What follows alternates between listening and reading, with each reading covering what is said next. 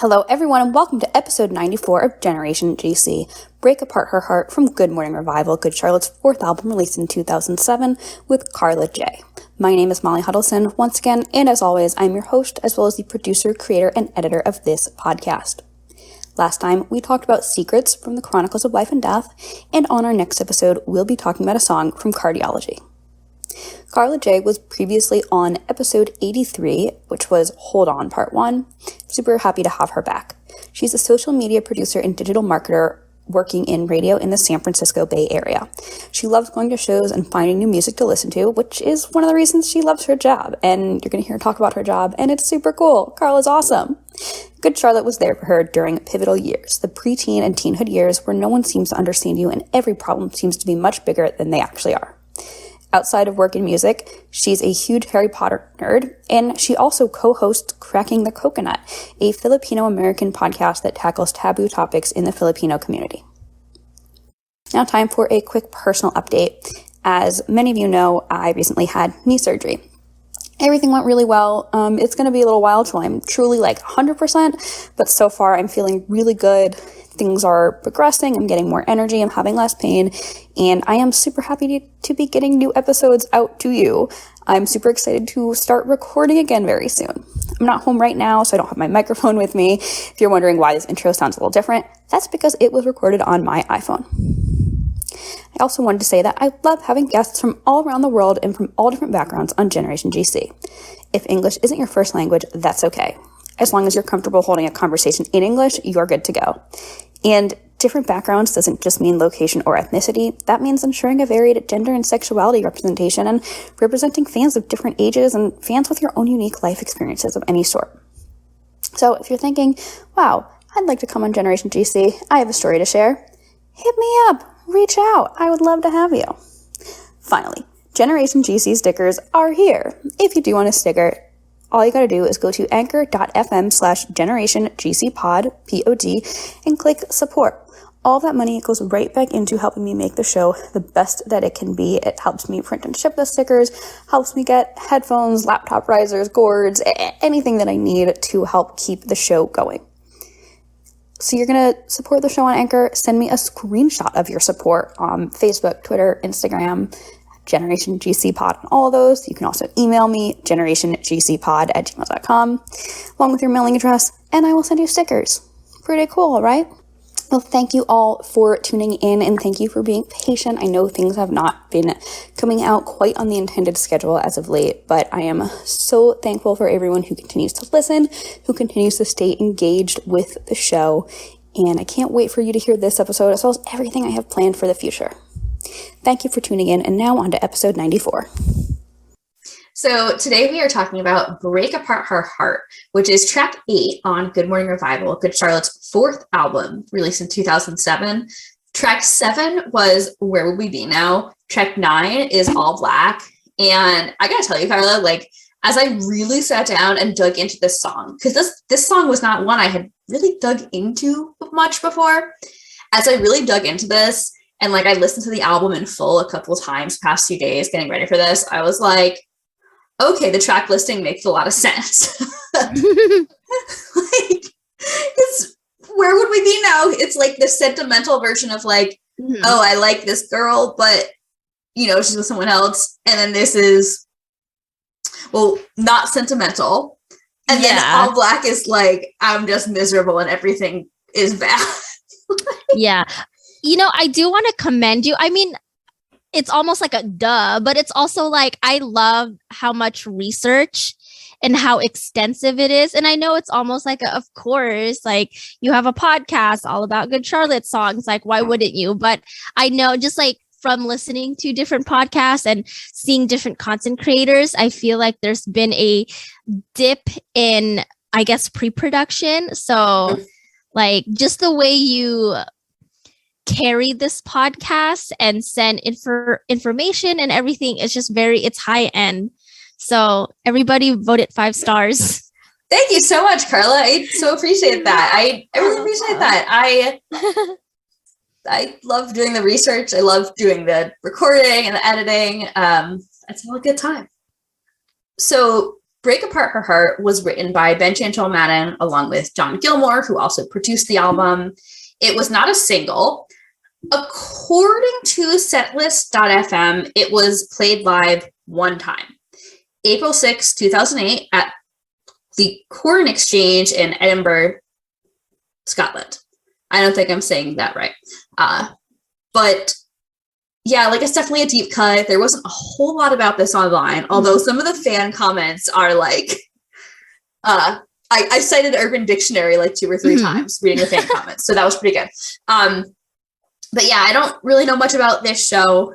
Like the thing about when you see, oh, this song was played live one time, I'm always like, was it though? Because were there other shows that just didn't get tracked?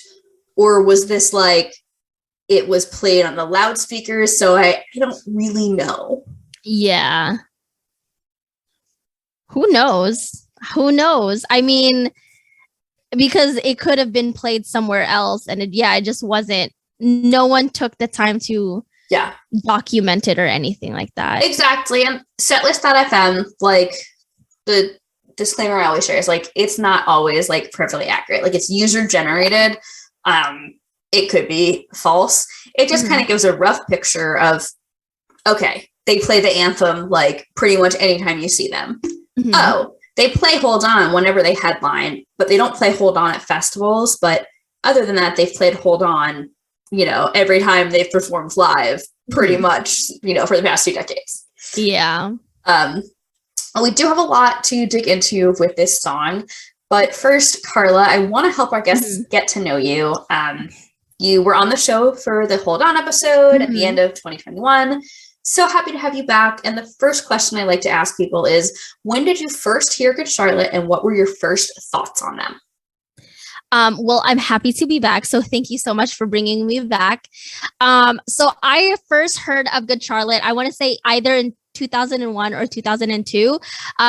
During my preteen years, I was in middle school and just like struggling as preteens do. Because when you're young, everything just seems so big and serious, even though it's not. But that's not to dismiss those feelings. They're very valid. And I definitely so I mean, I definitely felt misunderstood, as many preteens and teenagers do.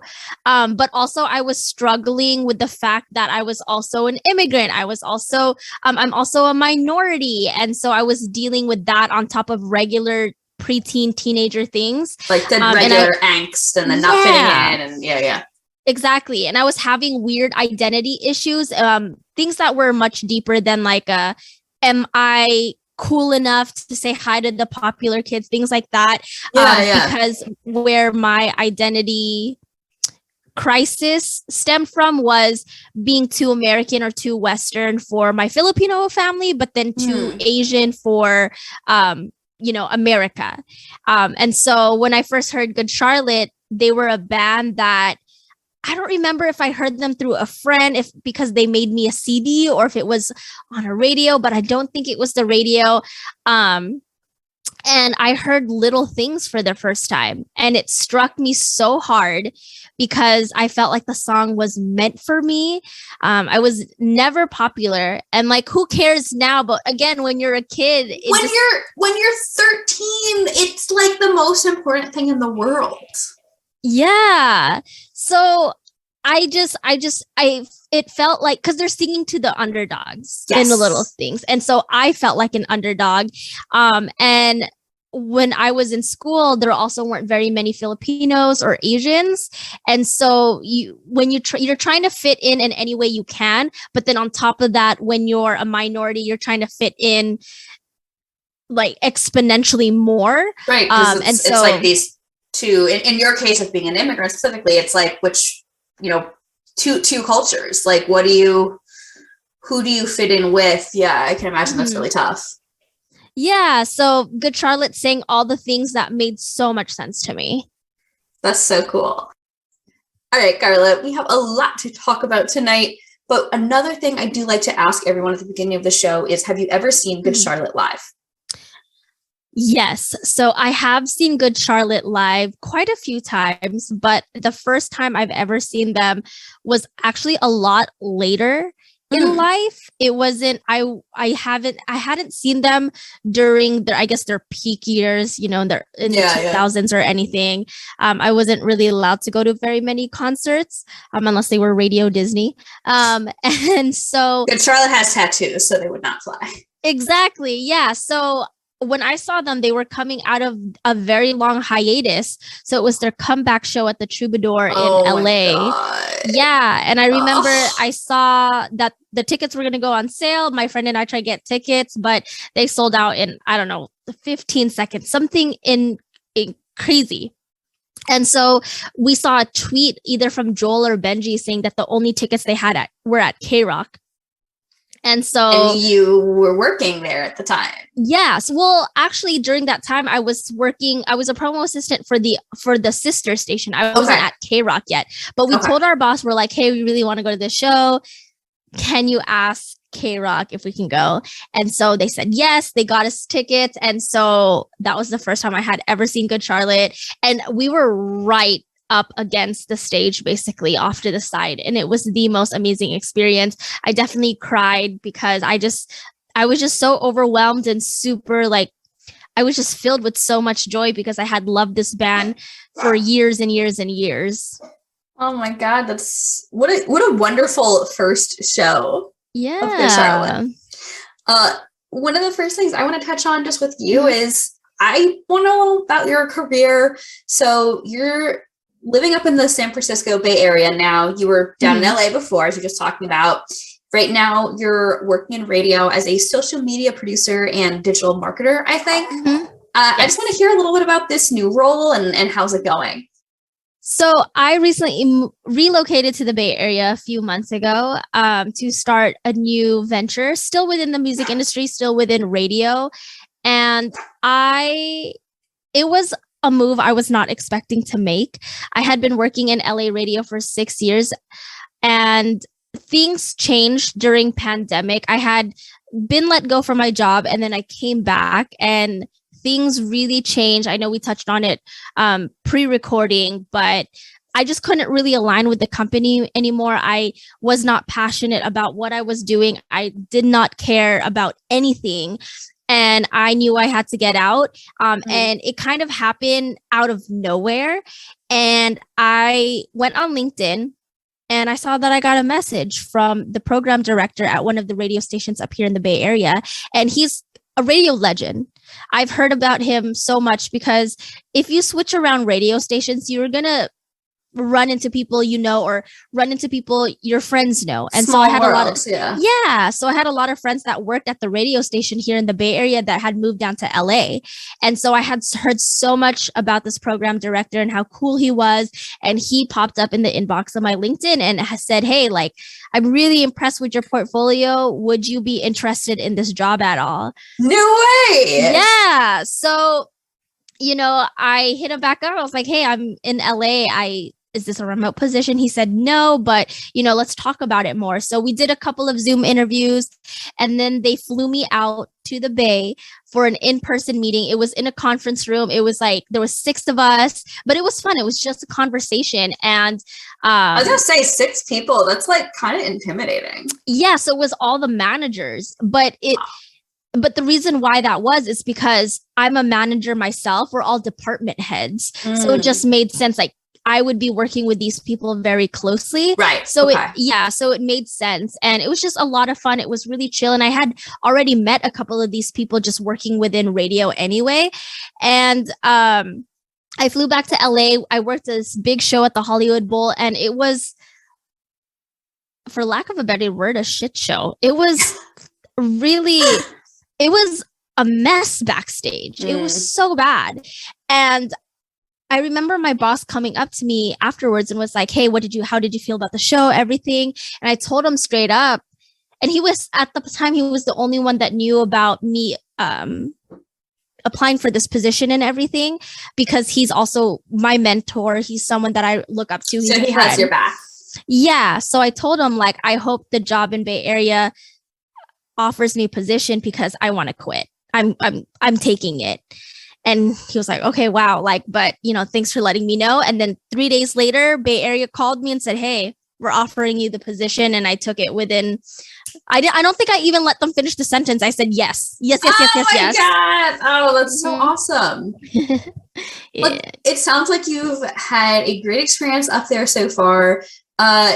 Another new venture over the past year or so is last summer, you launched a podcast of your own. It's called Cracking the Coconut. And I was so happy to look into this a little bit because I remember when you talked about Hold On, you were really passionate in sharing just in the Filipino American community that there's a lot of stigma against mental health. So yes, I just want to hear about this podcast and how you got started with it, and I'm curious, like your co-host on the show, how did you guys link up?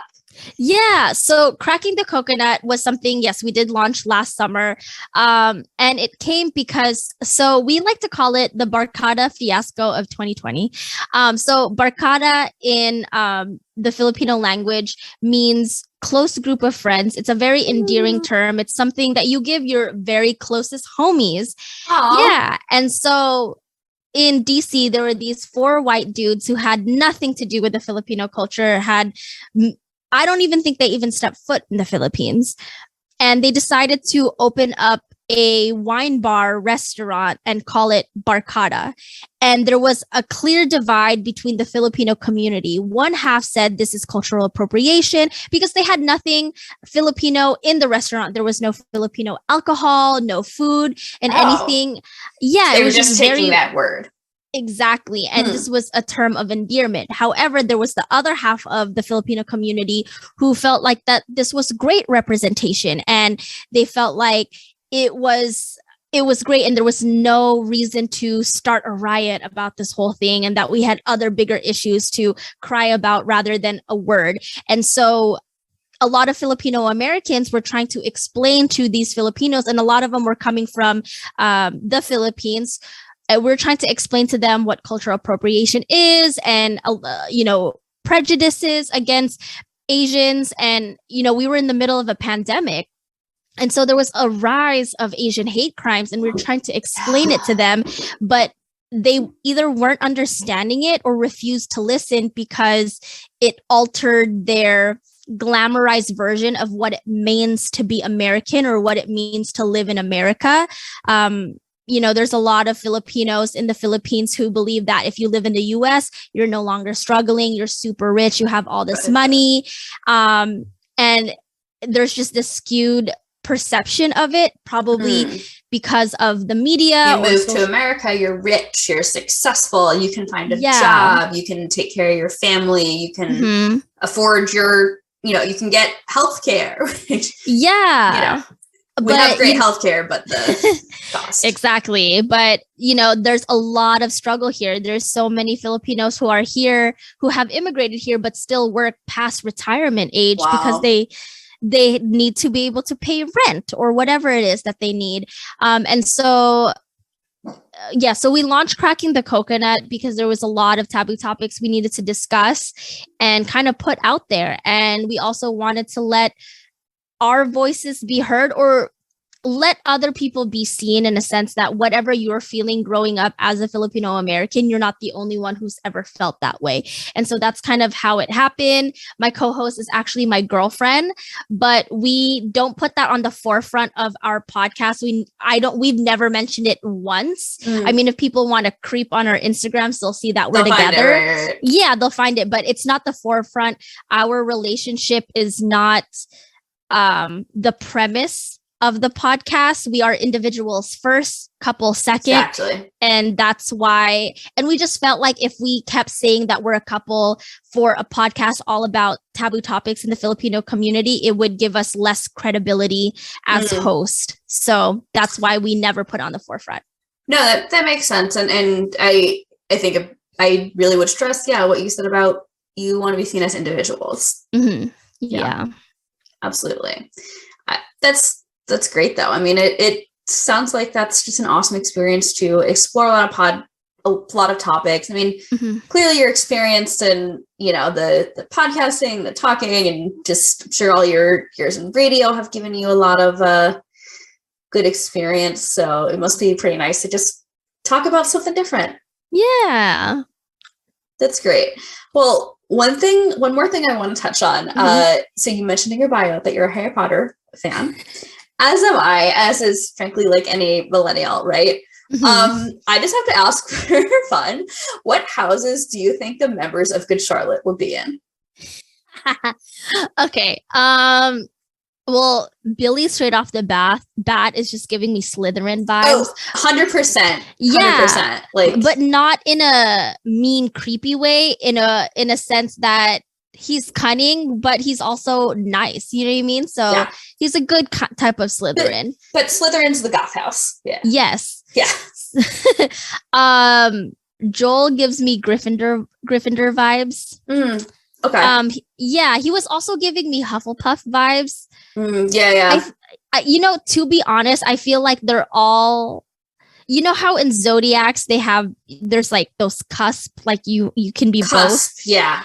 So I feel like all of them have a little bit of Hufflepuff underneath them, and I think it's because it's like the loyalty. Yeah, the loyalty, being a father, things like that. I want to say Benji is a Hufflepuff through and through. Okay. I was going to say Benji was like Hufflepuff with Hufflepuff and Gryffindor cusp, if we're going to use that language. Yes, let's Paul. What do you think Paul is? Hufflepuff. I feel like he's maybe a little bit of Ravenclaw too. That's what I was gonna say. Hufflepuff, Ravenclaw. Yeah. I could see some. I mean, Hufflepuff, Ravenclaw, Gryffindor. I could definitely see for both Benji and Joel, but in like kind of different mixes. Gotcha. If there are any graphic designers listening right now, can you just please Photoshop Good Charlotte in their houses at Hogwarts? Thank you. Oh my God, please. I just got to go to the Harry Potter exhibition is in Philadelphia, and it was incredible. I think it's like traveling around, so nice. if it does come up near you, it is awesome. It was so much fun. Like, such a good time. Highly recommend. I love it. I went to the Harry Potter studio tour in London. Cool. And it was the best experience of my life. I swear, like I was crying every 5 seconds because I grew up reading the books and I love the movies. So it's just perfect for me. Incredible. That sounds amazing. Yeah. Well, Carla, I mean, we could talk about Harry Potter for hours, but we are here to talk about Break Apart Her Heart. I mean, we connected last year for Hold On. I'm super happy to have you for this like regular episode. What makes Break Apart Her Heart stick out to you? Why did you want to talk about this song? So I wanted to talk about this song because of growth and just who I am as a person and who I allow into my space. I feel like I'm in my 30s now. And so who I was as a teenager and even in my early 20s is significantly different. And oh my God, yeah. Yeah. And I feel like if you're still the same exact person you were in your 20s or your teens and you're a lot older and you're not growing or blossoming, then that just sounds like therapy to me. But so fun fact, I used to love the Bad Boys. I was always attracted to the guys with the tattoos, which probably makes sense why I was super into like the punk rock scene. Just the ones who were super naughty and just exuded this aura of mystery and brooding darkness. That's mysterious, but like, they're creative, so they've got to be like sensitive. Yes, exactly. And maybe. I think it probably didn't help that I was also reading a bunch of fan fictions where the main guy the bad boy. Yes. And I was obsessed with the trope of good girls and bad guys. And I thought I 115% believed that I could be the perfect good girl to change the bad guy. We all did. Yeah. And I think it's because I grew up, I was a wallflower. I was very mousy, very quiet, creative. And so I thought, man, I just need to I just need a bad boy. And so Break Apart Her Heart, it's just very girls only want the bad guys, and that's the only way you'll get them. And, you know, sometimes that's true. I mean, I was like that too. But as I grew up, I started to learn that if someone isn't treating you right, and it could either be for a significant other or even in friendship, don't be Captain Save a Hoe. If someone wants to change, they will change. And sometimes it doesn't take a person, but it's like within themselves. Yeah. And that's kind of why I wanted to talk about this song, because I feel like as someone who's in a serious relationship and who has pined over the people that I could never have, or pined over that bad boy that treated you poorly. Yeah. And it's just like, why would anyone want that? I understand it's like, because it's an aesthetic vibe almost, but yeah, relationships in a sense should be easy. Like it should, like, of course you're gonna fight and have arguments, but for the most part, should be smooth sailing. I love what you say about that. Like I definitely had some like not super great ideas about, especially like romantic love. Like I would go on like a couple dates with a guy and he would be a little like disappear kind of between dates. He wouldn't really text me back. And then he would get there and be like, oh, I was so stressed. And I'd be like, oh, are you okay? You know, or like getting worked up over some guy who like couldn't give a rat's ass about me. And then like, I bet someone that like liked me and treated me really well and like made it clear he was interested in me. And I was like, oh, it's not supposed to be like this wild roller coaster. It's just supposed to feel good. Like, sure, there's bumps on the road, you know, you might take a wrong turn, but like, no, it's just supposed to like be like a scenic drive. Like, yeah. And it's what you said earlier about, you know, just guys who, you know, ghost or didn't communicate or anything like that. And you get so worked up over these people who just are in a sense toxic, and they need a lot of work, self-working themselves, whether that's therapy or dropping off from social media for a while and just working on them, you know? And so it's just like, it's crazy how we have this perceived notion of like the perfect type of romance, probably based on media or fan fictions or whatever it may be. And it just really like skews the way we think about it until you kind of look at things from a different perspective, and you do grow up and you blossom and you learn and you realize, no, like, or you get your heart broken one too many times and you're like, oh, maybe let me try a different strategy. Yeah. Well, I love everything you're saying, and I want to turn that into, I mean, let's talk about Break Apart Her Heart. What does the song mean? Like, what are they saying in this song? Yeah, so from my interpretation, it's basically a song of the only way you're going to get a girl is to break apart her heart, because who she wants is someone who doesn't answer the phone, who makes a big deal about things, like someone just someone, like, girls want someone who's toxic, which kind of coincides with what I was saying when I was super into the bad guys, like this kind of like toxic romance almost. Like that's the guy that girls want. So if you want her attention, you got to be a dick, essentially. And that's basically what the song, how I'm interpreting it. And that's also why I wanted to talk about it, because it's so, I don't know the words that I'm saying, but if listening to it younger, I'm like, it's almost like you're calling me out in a sense. If I were, because you felt like you were the girl in this song. Yeah. Okay.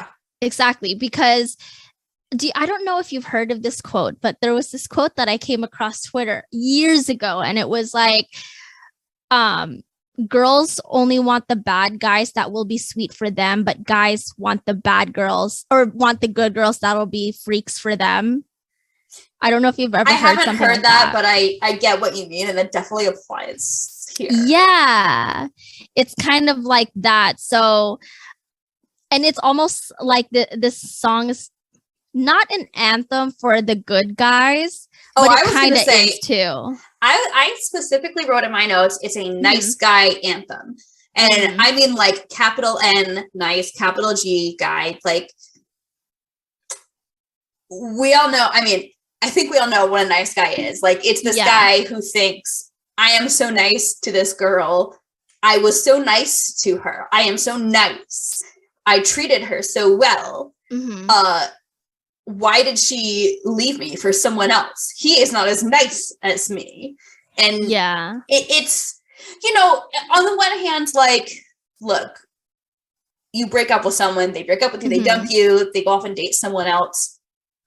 Of course, like, you're going to jump to, oh, that person's a jerk. That person is ugly. That person, you know, like, I think it's a pretty normal thing. Like, if someone you once dated or someone you had a crush on, they go off and date someone else. Yeah, you and your friends, you gather around their Instagram and you like make fun of like your ex's new partner, right? Yeah. But like, what's the line between like, okay, like a bitter post breakup song and toxic? Because part of me, like, look, I don't think the Maddens would write this song at like what 43 years old. They were like in their mid 20s or so when these came out, late 20s. But like, it's this to me, like as I was digging into this, it's kind of toxic. And I got a lot more from this song of like, nice guy is upset that the girl went off with the bad boy. Meanwhile, you know, which like toxic, unhealthy on the point of the nice guy, also unhealthy for like, if this girl really is going after someone who doesn't treat her well. And I like it brings up to me a little bit of incel culture. Oh yes, you know, like yes. And what I can't quite get is like, and I don't know if we need to like come to a hard answer of this, but like I have to bring this up. Like, does he actually believe that treating a woman poorly is going to keep her around? Or is he just bitter that a woman that he used to date went off to stay with a man that, you know, isn't as good as him, doesn't treat her as well, and like he doesn't really want to accept that? Yeah, I think he's just bitter. I think that the way the song lays out to me and the way that I interpret it, I don't believe that he actually thinks you have to be you know, a total, like you have to be absolutely cruel to a girl to get her.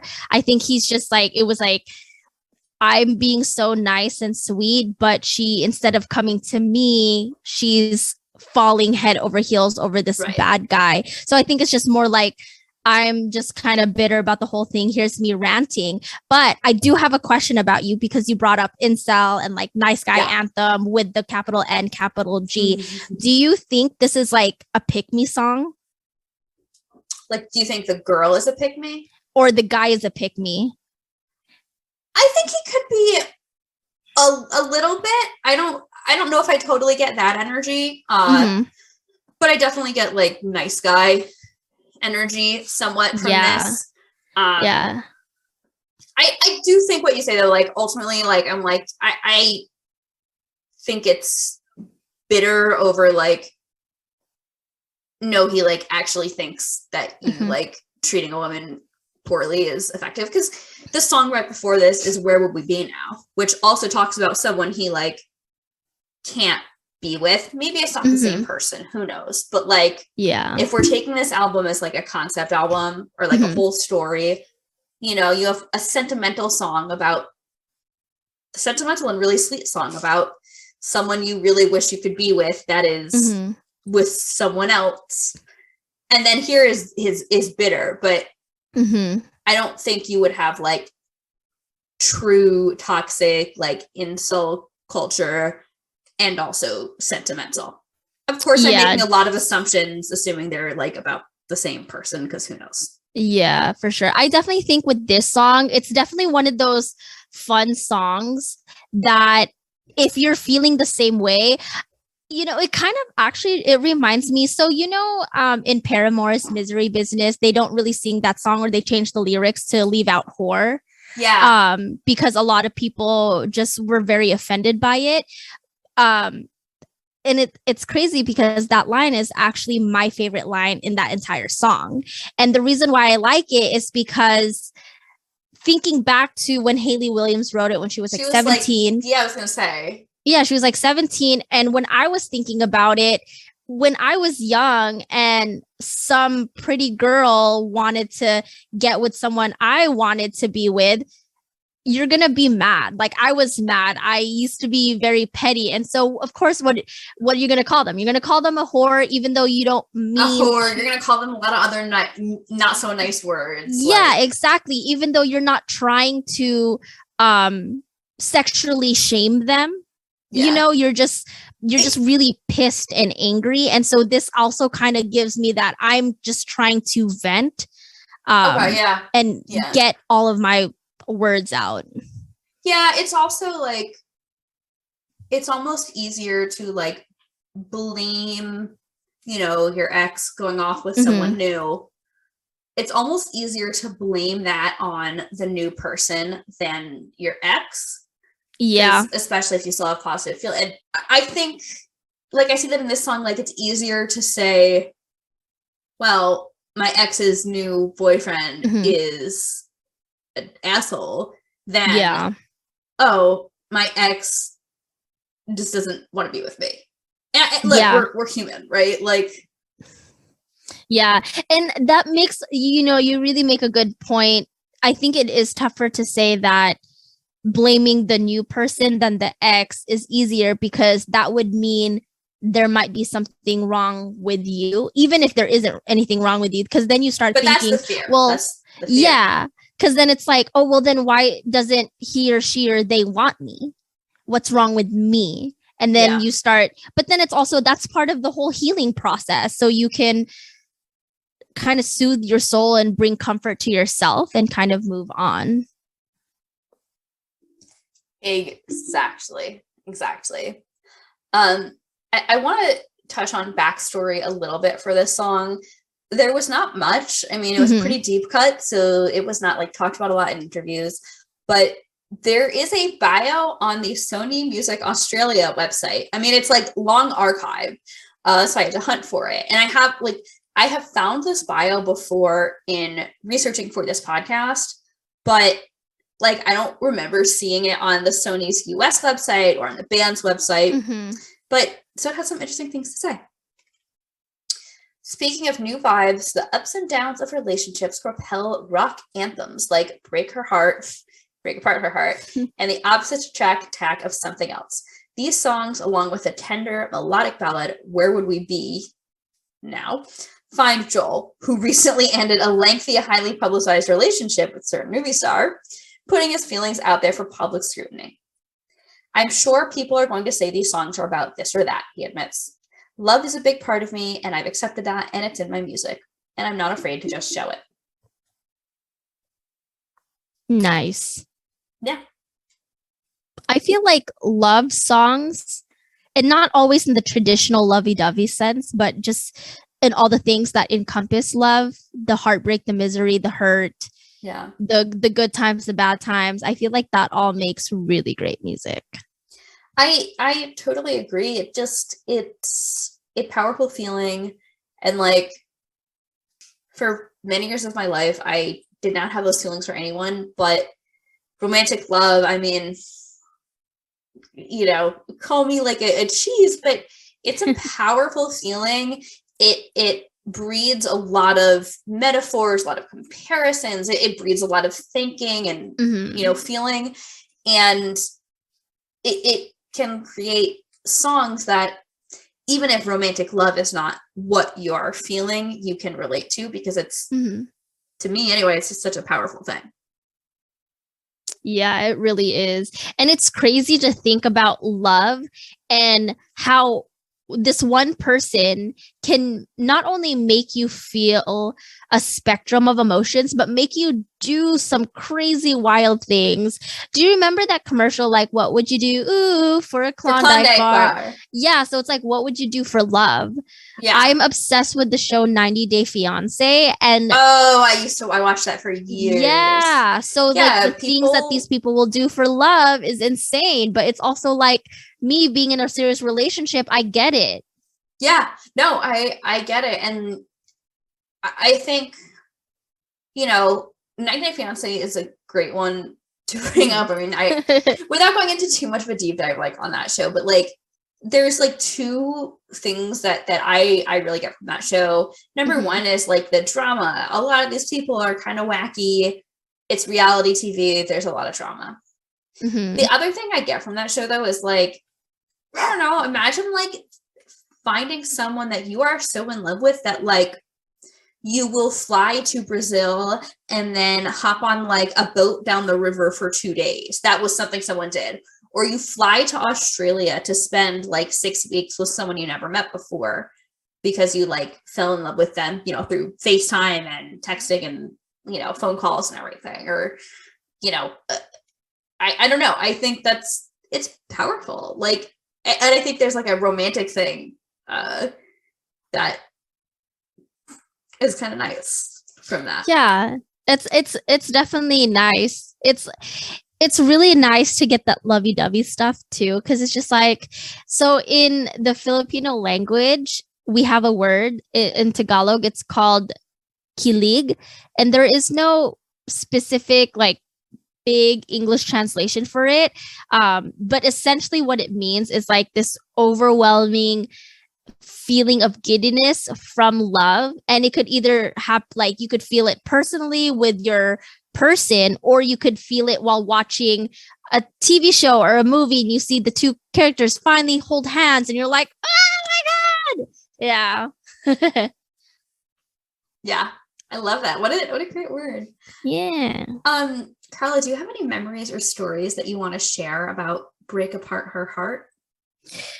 So, this song actually reminds me of an old friend of mine, because so earlier in the episode, I mentioned how I was super, super into bad boys.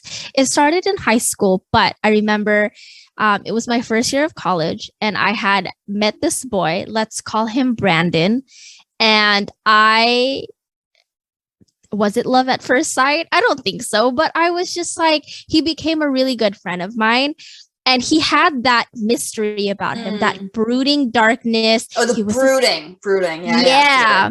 He was a skater boy and he was like, tattoos and everything. But he was also just really nice to me too. And coming from high school where I was in love with him. Yeah. Yeah. So in high school, I was bottom of the social chain. I had crushes on guys that never liked me back. They always liked somebody else. And then finally I meet this guy who just like, he was just so nice to me. And I think it was less about him being nice, but him embracing me in all of my weirdness and like quirkiness that I had. Yeah. And just accepting me for me. And in a sense, we were both the underdogs in that sense, because he grew up in a not very traditional family home. Like my family was I have mom and dad, I have grandma, I have a little sister. We lived in a nice house. And, he didn't really have a good relationship with his parents. He was always hitchhiking everywhere and just doing bad boy things. And so when I think about Break Apart Her Heart, I think about it in a sense of it's me. Like I'm the friend, like there's the narrator, but I'm the friend, because Brandon had a girlfriend and they were together for a long time. And so I was just pining over this guy that didn't want me at all because he had a girlfriend. And I guess apparently, and he would come talk to me like during class or after class, before class, and just sometimes vent about his girlfriend. And oh my God. Yeah. And I'd be like, in my head, I'm like, why do you keep complaining about your girlfriend?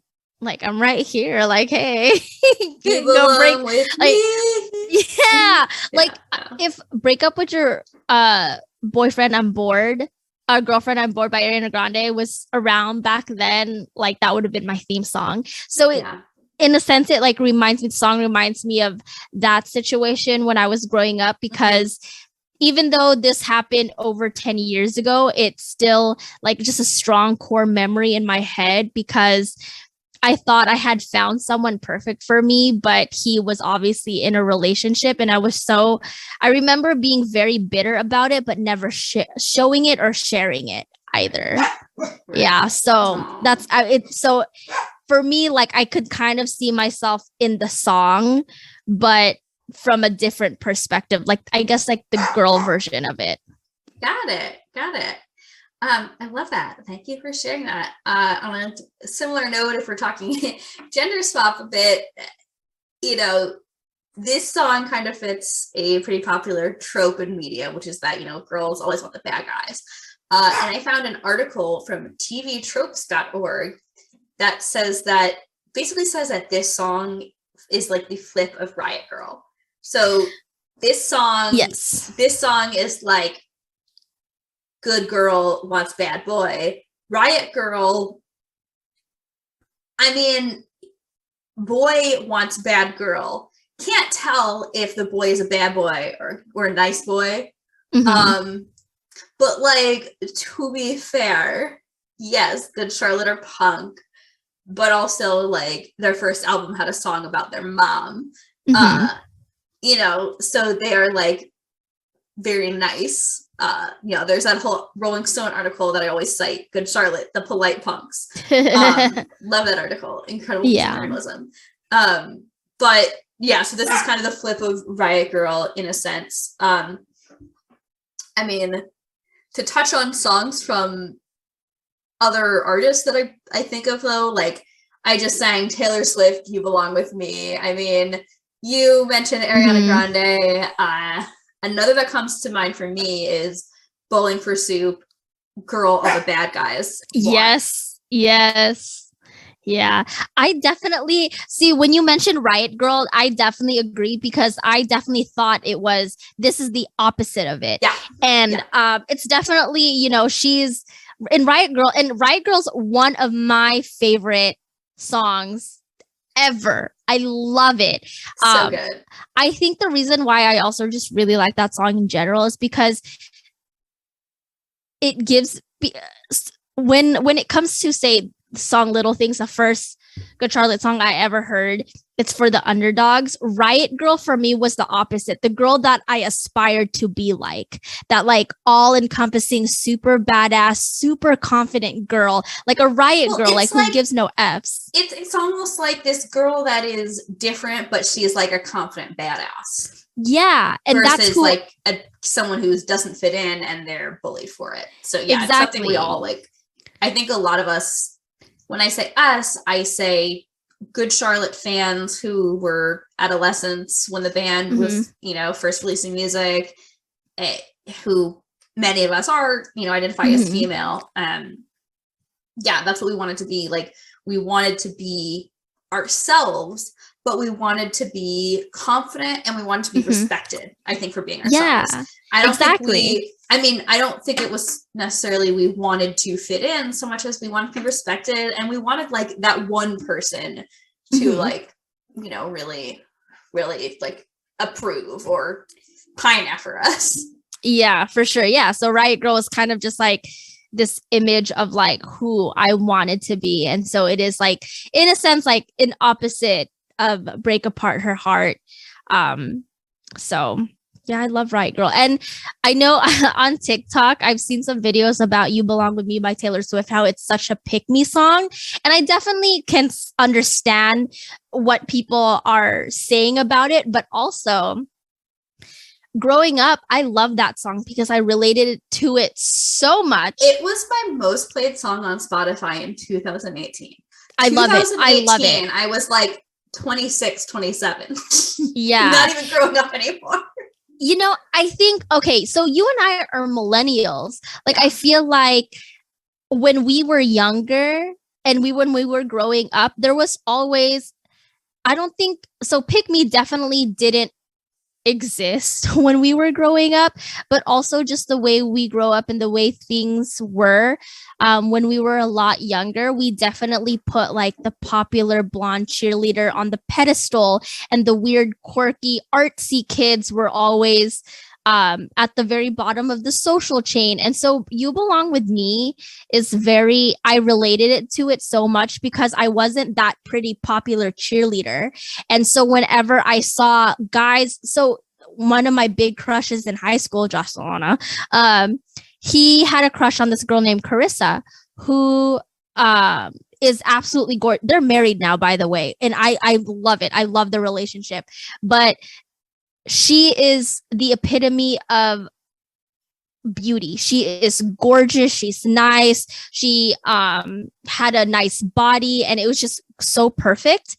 And I didn't fit that mold. And so whenever I had guys that I were into that like that specific type of girl, I was really bitter at that. I was less, I guess, mad at the girl and more so, I guess, mad about me and how insecure I am. And like, why can't I be skinny? Why can't I be like a pretty girl that finally gets the guy that I want? So, yeah.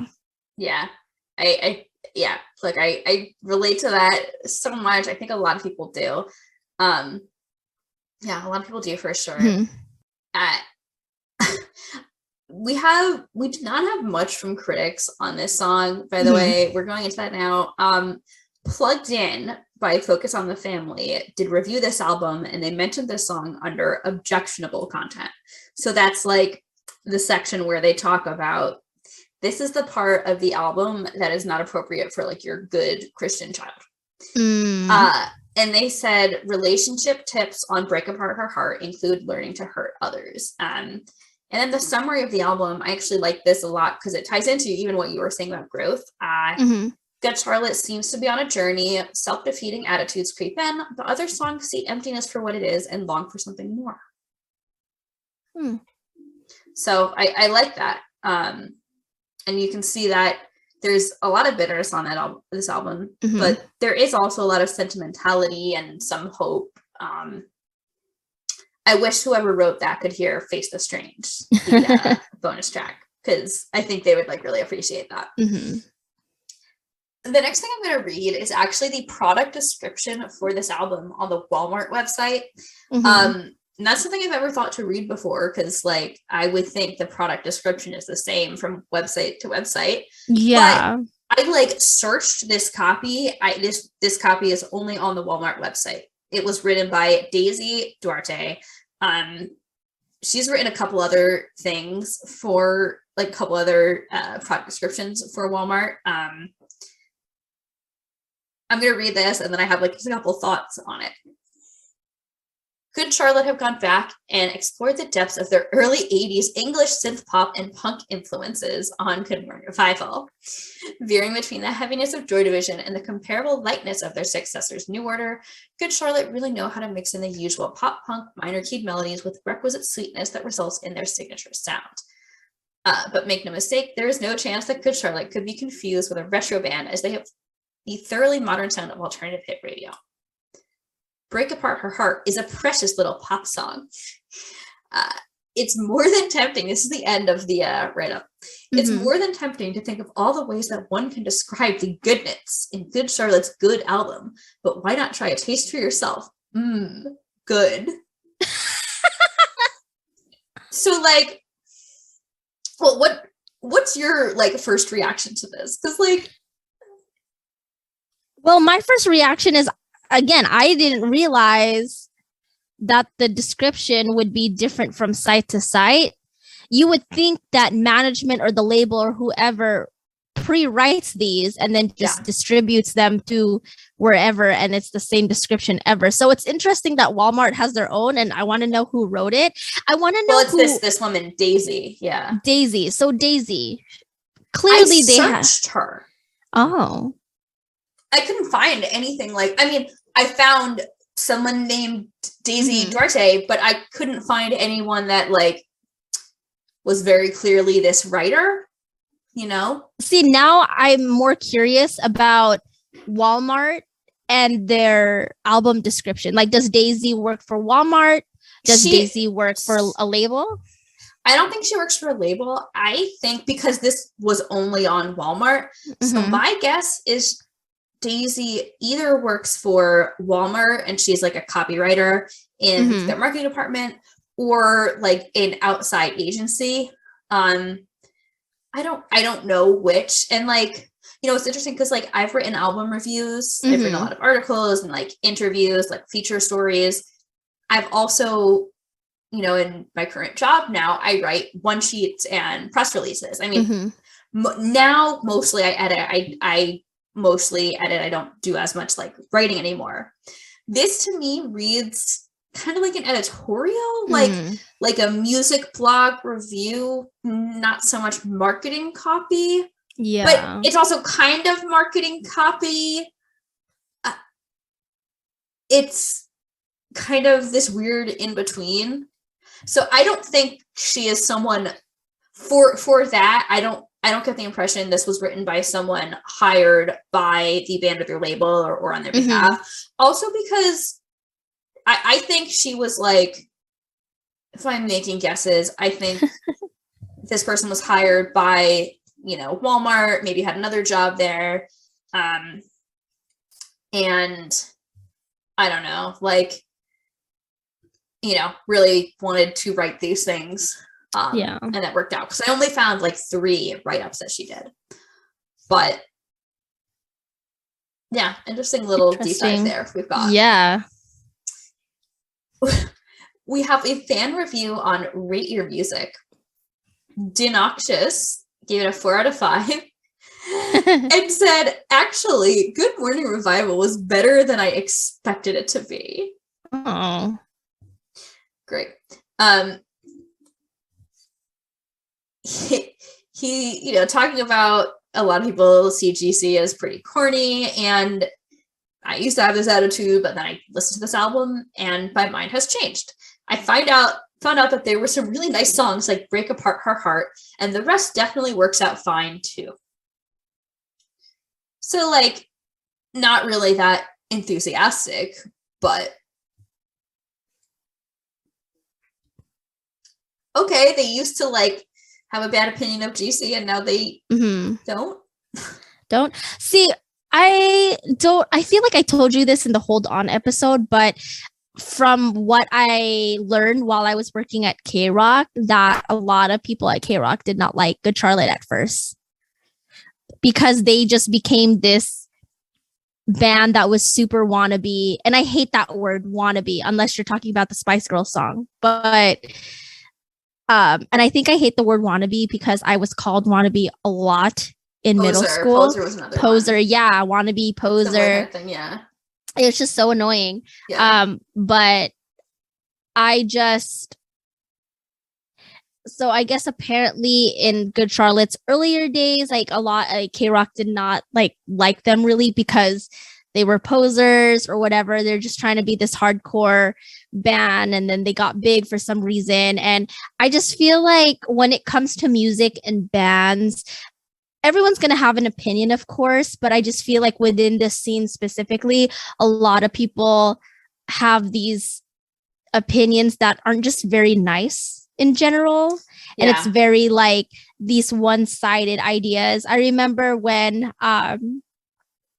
the band 5 Seconds of Summer, like, you know, they toured with One Direction. They, you know, they're really big. I just saw them last night, actually. But I remember when jealous. It was so much fun. So when they were first on the come up, I remember a lot of bands like Newfound Glory and whatever were just kind of giving them a hard time because they weren't a proper punk rock band. Because immediately was far bigger than Newfound Glory could ever hope to be.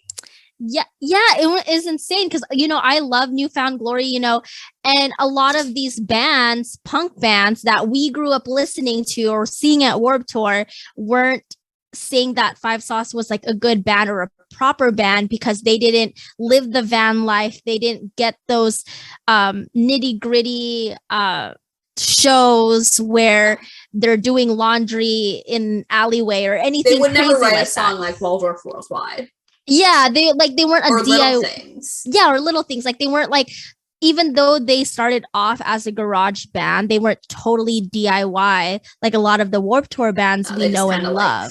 Yeah, they just blew up out of nowhere. And Alex Gaskarth from All Time Low said that no one wants to tour in a van in 90-degree weather. So if Five Sauce didn't do it, then we should be happy for them that they didn't have to have that part in their career. Of course, I'm pretty sure it's very humbling to have that part in your career. And I'm pretty sure a lot of great music would happen out of it, but they're not necessarily wannabes it's not or like posers. A requirement. Yeah. So it just kind of reminds me of that with like K-Rock not liking Good Charlotte at first because of that whole reason, because they're posers and fakers. But hey, then down the line when they came back, suddenly they want to be all buddy. Yeah, listen, without derailing too much, like I remember first starting out in like music blogging and like being so scared to like talk about Good Charlotte with anyone I met in that world. Yeah. Because I was like, I'm just gonna go torn to shreds. And like, but also guess what? First of all, most of the people that were like writers and photographers, like when I first started that, most of them are not doing it 10 plus years later. Most of them, even if they are, most of them do not also have a full-time job in the music industry. So like most of them did not go on to like write a book and interview Good Charlotte. So, who cares? Yeah. I want to get into some more fan comments. Song meanings, a lot of people were really getting into the lyrics and the beat. OMG Crazy said, I guess they're trying to say the girls always go for the heartbreaker kind of guys. Innocent Sheep said, I think the meaning behind this song is a little obvious. This guy loves a girl, but because he's so nice, the girl loses interest in him. Joel is saying that to keep her interested is to upset her and basically make her life a living hell.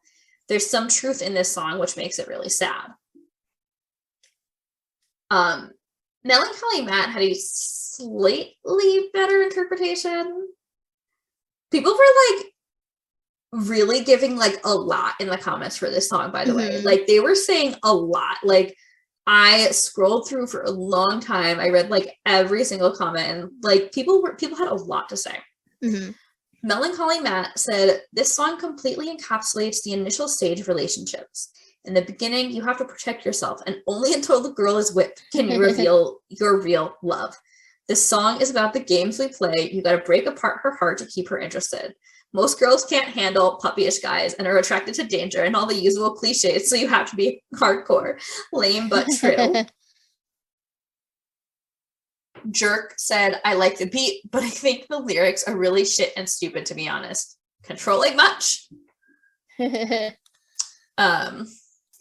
I'm X Sarah X. Actually, I liked this. The song is basically a message from Good Charlotte about how messed up our society has become. Instead of appreciating really good, loyal people, we flock to the ones that are either emotionally or physically unattainable. Which I really like that. Like, I think I definitely went through a phase, and this goes back to what we've been saying about like mysterious or brooding, but like having an attraction to people that were like emotionally unavailable. Like, yeah, this idea that, well, like I really have to like work to get to know them, and I really have to like work to get them to like me and talk to me and get to know me. So like it's worth it. Like the love is more worth it because like I have to work and I'm more special because they only will open up to me if I try hard enough, which is not really a healthy attitude. Yeah.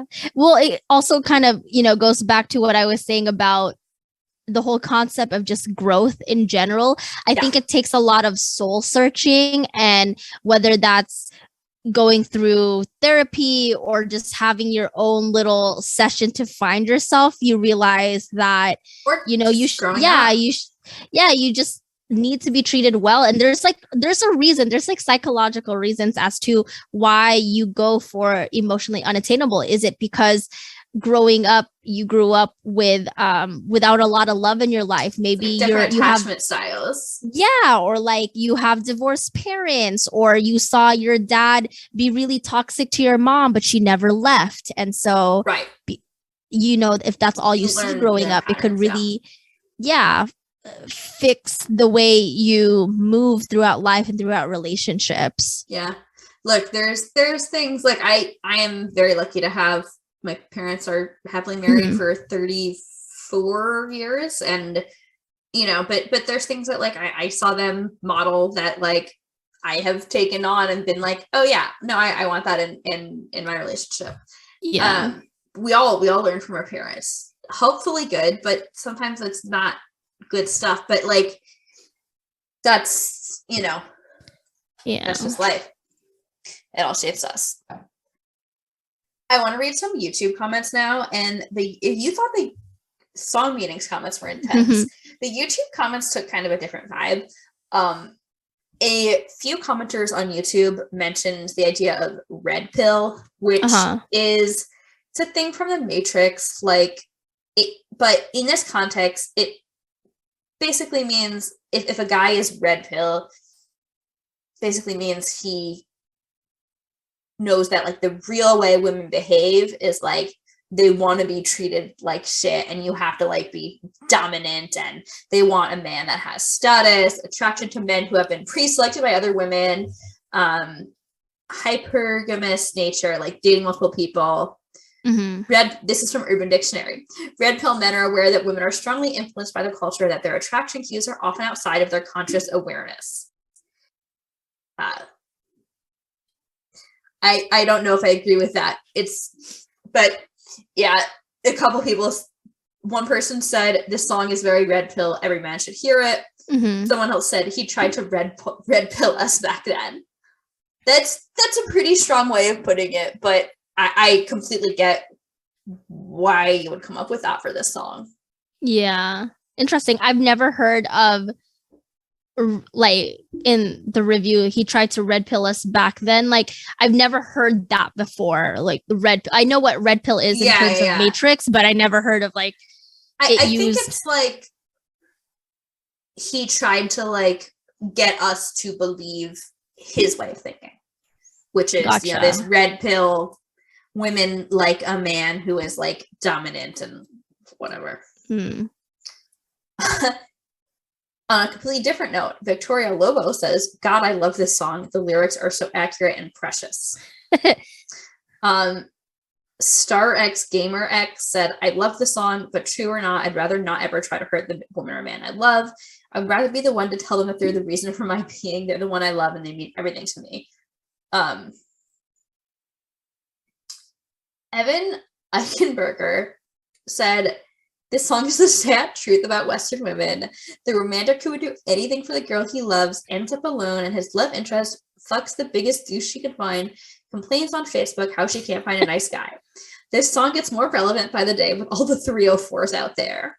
So, of course, I had to go back to Urban Dictionary and I had to look up 304. That just means a hoe, because if you type in 304 on a calculator and then you flip it upside down, it spells hoe. Gotcha. So...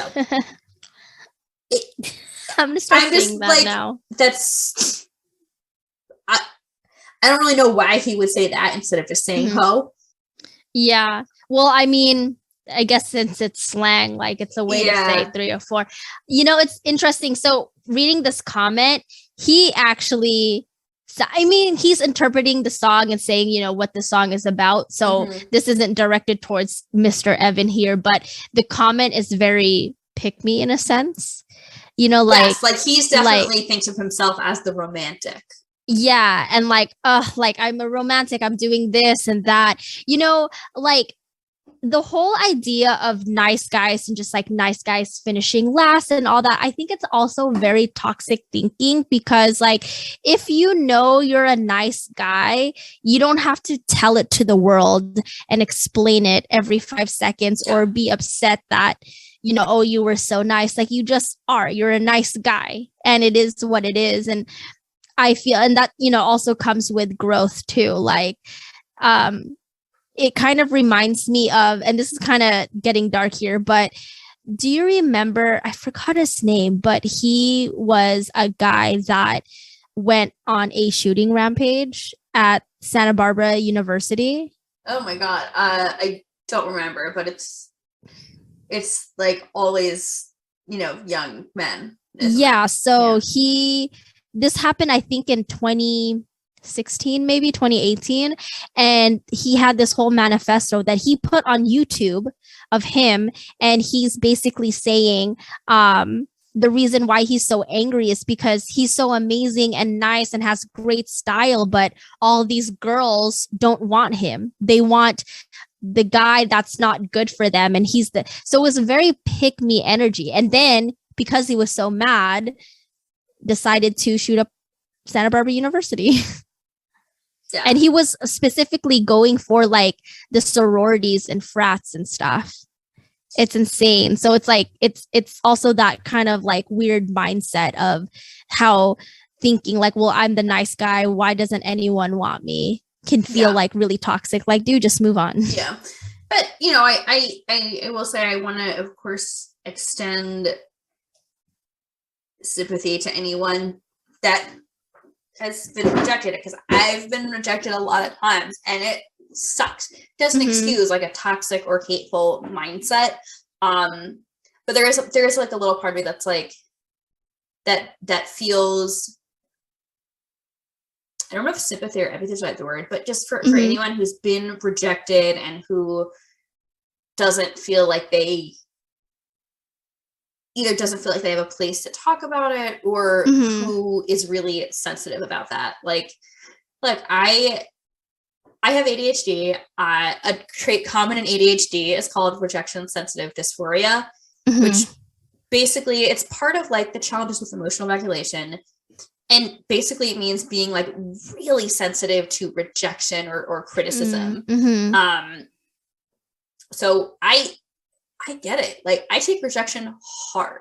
I take criticism hard. And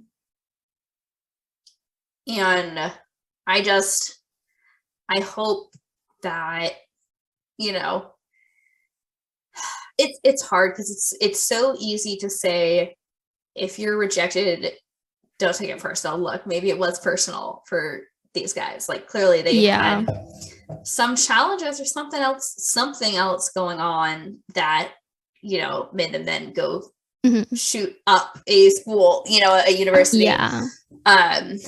But rejection is rough. Don't take it out on other people. Like, don't do that. But I just want to validate a little bit, like, it's okay to feel sad about rejection. And, yes, like, definitely. Process that in a safe way. Like, yeah. But I mean, it all goes back to just growth in general. I mean, when I was younger, it was hard for me to accept rejection. I mean, like I mentioned, I was pining over these people that just weren't physically available because they liked someone else or were in relationships. And I was very upset about that. I mean, I didn't go out and try to hurt anybody, but like it would really, really crush my soul. And I guess in a sense had a little bit of that pick me energy too, because I was like, well, what's wrong with me? Like I'm nice, so much I'm better great for them. Like, you know, exactly. But but then I was also like 17. I was a baby. And then you get older and you learn and you grow and you blossom. And then you learn, like, if you get rejected, process it, you know, do what you need to feel better, whether it's taking a walk, doing something cool. I know there's a lot of when people break up, they go through physical changes, like they go to the gym more, or they change their hair or whatever it may be. Like do something. So many times I would like come home from like, oh, such whatever boy it was that week didn't want to date me, and I would like dye my hair. Like, yeah. So like do what you need to, I guess, heal. And then be the bigger, mature person and just move on and say, you know what? That wasn't meant for me. The universe was protecting me. It's a blessing in disguise. yes. I'm going to move on, and whoever comes my way will be the person for me. Yes, I love that. That's such a great attitude. I can tell you've had a lot of growth. Carla, as we wrap up, I want to ask, how has Break Apart Her Heart held up for you over time? So how it's held up for me over time, I think it's definitely held up in a sense. It comes to me in different interpretations of different eras of my life. The way I view it now is definitely different from the way I viewed it when I first heard it, when it first came out. Because back when it came out, I was still a youngin'. Like I was still so young and probably related it to the song in a sense of I'm the friend in the song, and everything, like I mentioned with my quote unquote friend Brandon, bad boy Brandon, that I wanted to be with. But now that I look at it, it's more so like, okay, I can understand, this person, it's bitter, but he doesn't really believe that in order to be with a girl, you have to be mean to him. It's just someone venting. And then it also just brings up a lot of my personal growth, in a sense. So I bet if I re-listen to this in 10 years, it might have a whole different meaning, or I might have a brand new perspective in 10 years. If, I happen to be married and new things happen within my relationship, of being a married person, I'll listen to the song and have a new, different perspective on it. Yeah. So I think that's also the cool thing about music and songs in general, is that you can listen to them in different parts and different eras of your life, and it'll have different meanings and different, just different meanings about of it, depending on where you are in life. Amazing. I love that, Carla. Yeah, thank you. A couple more to wrap up. What has Good Charlotte meant to you over the years, and how has that changed? Man, Good Charlotte will always be one of my favorite bands. I feel like they have done so much for me growing up, even though, they are significantly older than I am. And even though they are kind of complete opposite of who I am, and even though they don't really know I exist, like their music has done so much for me. And I feel like they've done so much their music has made a lot of underdogs feel seen. Great way to put it. Yeah, my girlfriend, she's super into R&B music, whereas I'm super more into rock and pop punk and punk rock.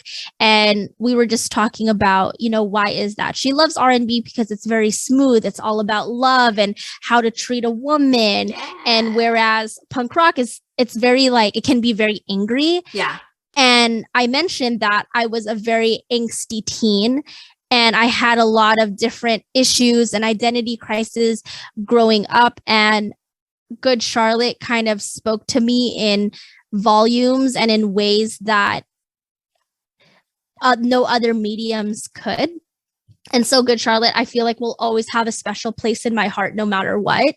And I feel like, I'll still listen to the anthem or Little Things or Bloody Valentine or whatever it may be, and just be like, oh man, I remember when this song came out. And it just makes me so happy still to listen to them.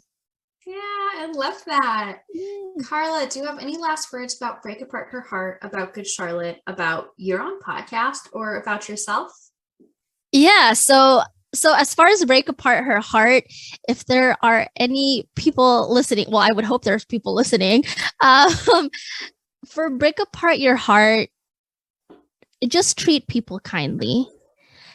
Just treat them with the utmost respect you can, respect their boundaries, and give them a whole lot of just kindness and being genuine. And if they can't accept that and can't accept you in all the kindness, then they're not worth that kindness. They're not worth your heart. So, take it as the universe protecting you and saying, hey, like, this person isn't for you. Save your kindness for someone else. Put your energy towards something else instead.